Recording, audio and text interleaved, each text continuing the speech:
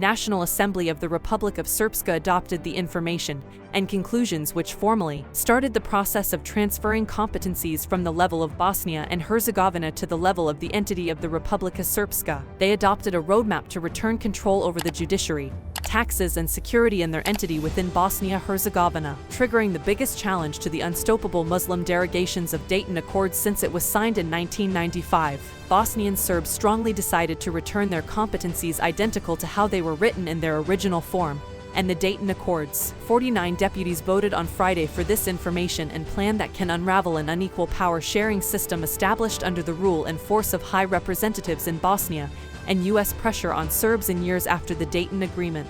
The drive is bravely spearheaded by Milorad Dodik, top Bosnian Serb politician who represents Serbs in the Bosnia and Herzegovina collective presidency, and decisively defies Western threats to refrain from his moves. If problems are not overcome, there's a risk that the Serbs will be disenfranchised within Bosnia and Herzegovina, which is actually happening with latest decisions from the Constitutional Court and former High Representative Valentin Jinsko.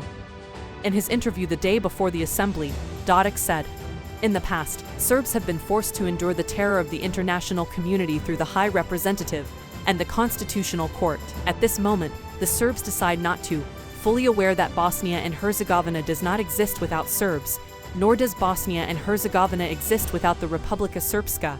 Under the Peace Pact, Bosnia-Herzegovina is comprised by two entities, the Republic of Srpska by ethnic Serbs and Federation of Bosnia and Herzegovina by Muslims and ethnic Croats, linked by a three-member presidency and ministers' council. An international envoy, appointed by the United Nations, oversees Bosnia's development and can impose reforms and laws to help the country function. Over the years he used his powers passionately to struck mostly the Serbs and to diminish the competencies of the Republic of Srpska by imposing its own laws that did not have the consent of all three peoples, sometimes not even the two of them.